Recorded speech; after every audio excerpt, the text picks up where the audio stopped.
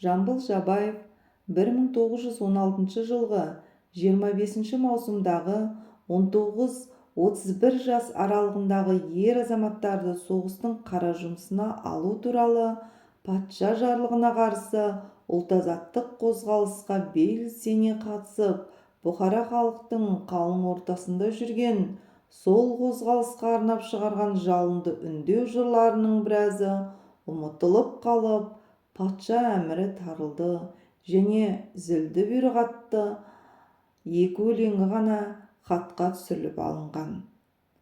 Ақынның бұл шығармалары Құлансаз, Қарабастау жайлауындағы Қарғалы, Самсы, Ұзынағашта болған қақтығыстардан елес береді.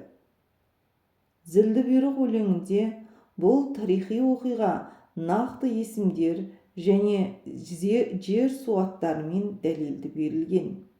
Өлеңде Верныйда жандаралдар қылған бұйрыққа наразы болған халықтың ұстап жүрген оразаларын бұзып, ауыздарын ашып, Қарғалы өзенінің бойында бас біріктіргені, алайда оның ұйымдастырушыларын үкімет әскерлері тұтқындап, абақтыға қамап азаптағаны, олардың жағдайларын біле алмаған қарапайым халықтың одан кейінгі ашынған әрекеттері жырланады.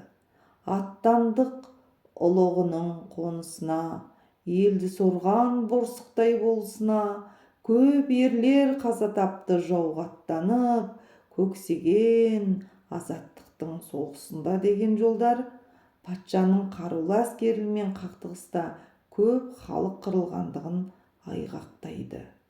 Бұл жырдан Жетісудағы ұлт-азаттық көтерілістің барысын, оның қандай сипат алғанын анық аңғаруға болады.